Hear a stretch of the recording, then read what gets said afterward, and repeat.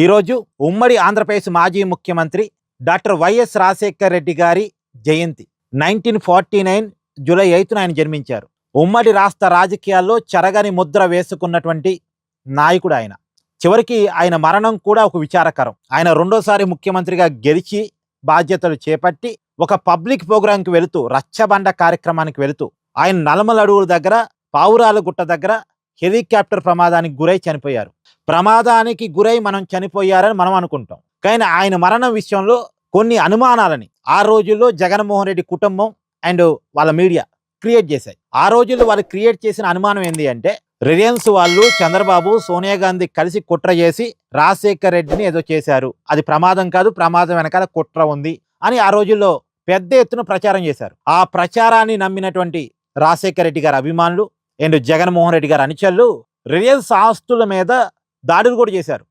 Reliance petrol బంకుల మీద, Reliance malls మీద దాడులు కూడా చేశారు. తీరా సీన్ కట్ చేస్తే అదే రిలయన్స్ కుటుంబానికి, అంటే ఆ రిలయన్స్ కంపెనీకి సంబంధించినటువంటి ప్రధానమైనటువంటి వ్యక్తి పర్వీన్ నత్వానికి జగన్మోహన్ రెడ్డి గారు అధికారంలోకి వచ్చిన తర్వాత తన పార్టీ తరఫున రాజ్యసభ సీటు అప్పచెప్పారు.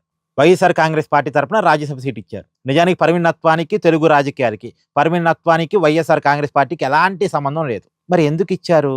అందులో తండ్రిని చంపారు, కుట్ర చేశారు తన తండ్రి మీద అని ఆరోపించిన రిలయన్స్ వాళ్ళకి జగన్మోహన్ రెడ్డి ఎందుకు రాజ్యసభ సీట్ ఇచ్చారు? అంటే ఆ రోజు చెప్పినటువంటి అనుమానం అబద్ధమా? కేవలం అనుమానం, కేవలం సానుభూతి కోసం క్రియేట్ చేసిందా? లేదు అంటే నిజమైనప్పటికీ రాజీ పడ్డాడా జగన్మోహన్ రెడ్డి అనేది ఇప్పటికీ జగన్ సమాధానం చెప్పాల్సినటువంటి ప్రశ్న. తర్వాత రాజశేఖర్ రెడ్డి గారు చనిపోయి రాష్ట్రం మొత్తం విషాదంలో ఉంటే, రాజశేఖర్ రెడ్డి గారి మరణాన్ని తట్టుకోలేక అనేక మంది గుండెలు ఆగిపోతున్నటువంటి కారణం, ఆ పరిస్థితుల్లో ఒక్క జగన్మోహన్ రెడ్డి మాత్రం సీఎం పదవి కోసం ఎమ్మెల్యేల చేత సంతకాల సేకరణ చేశారు. ఇది సంతకాలు చేసిన చాలా మంది ఎమ్మెల్యేలు చెప్పే మాట. అంటే రాజశేఖర్ రెడ్డి మీద జగన్కి ఏమాత్రం ప్రేమ లేదు అని చెప్పే సంఘటన ఇది. దీనికి ఇప్పటికీ జగన్మోహన్ రెడ్డి ఎప్పుడు ఆన్సర్ చేయడు.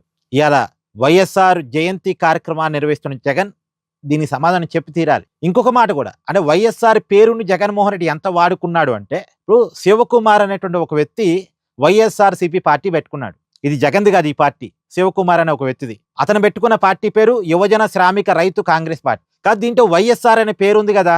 ఈ వైఎస్ఆర్ అనే పేరు తెలుగు వాళ్ళకి తొందరగా కనెక్ట్ అవుద్ది కదా.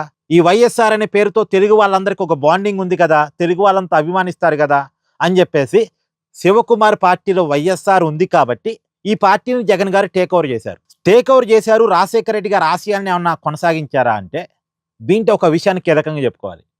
మీకు గుర్తున్నాయిగా జగన్మోహన్ రెడ్డి గారి మీద అక్రమాస్తుల కేసులు.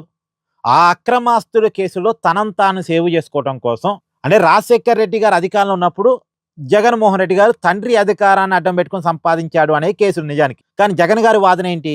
ఆ రోజుల్లో అవినీతి జరిగితే అది కాంగ్రెస్ ప్రభుత్వం అవినీతి, అది రాజశేఖర్ రెడ్డి గారి ప్రభుత్వం అవినీతి, రాజశేఖర్ రెడ్డి గారి క్యాబినెట్ అవినీతి, అది రాజశేఖర్ రెడ్డి గారి అవినీతి, నాకు సంబంధం లేదని చెప్పేసి తండ్రిని అవినీతి పరుని చేసి, తండ్రి మీద సిబిఐ ఛార్జ్షీట్లో ఆయన పేరు నమోదు చేయించి తను తప్పించుకోవటానికి జగన్ ప్రయత్నం చేశాడు. ఇది షర్మిల గారు స్ట్రైట్గా చేసిన ఆరోపణ, మన ఆరోపణ కాదు. షర్మిల గారే డైరెక్ట్గా బయట పెట్టిన విషయం. ఆ రోజు రాజశేఖర్ రెడ్డి గారి పేరు సిబిఐ ఛార్జ్షీట్లో రావటానికి కారణం పొన్నవోలు సుధాకర్ రెడ్డి, ఆయన లాయరు, అడ్వకేట్ కాబట్టి ఆయన కేసులు వేసేపించాడని. అందుకు ప్రతిగా జగన్మోహన్ రెడ్డి గారు తన అధికారంలోకి వచ్చిన తర్వాత ఆ పొన్నవోలు సుధాకర్ రెడ్డికి అదనపు అడ్వకేట్ జనరల్ పోస్ట్ కూడా ఇచ్చాడు. ఏది? తండ్రిని కేసులో ఇరికించి కొడుకును సేవ్ చేసినందుకు. తండ్రి ఎలాగూ లేడు కదా, చనిపోయారు కదా దురదృష్టం కొద్దీ. సో ఎలాగూ తండ్రి పేరుని ఇరికిచ్చేసి తను తప్పించుకుందాం జగన్ అనుకున్నాడా? అలా చేసిన రాయలకి అధికారంలోకి వచ్చాక పదవులు అప్పచెప్పాడు. ఇప్పటికీ పొన్నవోలు గారు వైసీపీలో ఒక క్రియాశీలకమైన పదవిలోనే ఉన్నారు. తర్వాత రాజశేఖర రెడ్డి గారి కుటుంబం పరిస్థితి ఏంది? రాజశేఖర రెడ్డి గారు చనిపోయినంత వరకు దర్జాగా బతికిన కుటుంబం, ఉమ్మడిగా బతికిన కుటుంబం ఇలా ముక్కలు చెక్కలైపోయింది. రాజశేఖర రెడ్డి గారి తమ్ముడు వివేకానంద రెడ్డి గారు చంపబడ్డారు. తర్వాత ఆ వివేకానంద రెడ్డి గారి కుటుంబం ఇక రోడ్డు మీద పడి న్యాయ పోరాటం కోసం చూస్తుంది. ఏది పాపం సునీత గారు, ఇప్పటికే పాపం ఆమె ఎక్కని మెట్టు లేదు, ఎక్కని అంటే పోని కోర్టు లేదు, కోర్టుల చుట్టూ తిరుగుతుంది పాపం ఆవిడ న్యాయం కోసం. లేదు న్యాయం ఆమెకి.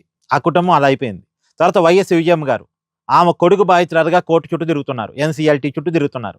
తర్వాత షర్మిల, ఆమె కూడా అంతే, ఆమె పరిస్థితి మీకు తెలియంది కాదు. అయితే ఇక్కడ ఒక విషయం, రాజశేఖర్ రెడ్డి గారు అధికారంలో ఉన్నప్పుడు సంపాదించబడ్డ ఆస్తులు మొత్తం జగన్వేనా?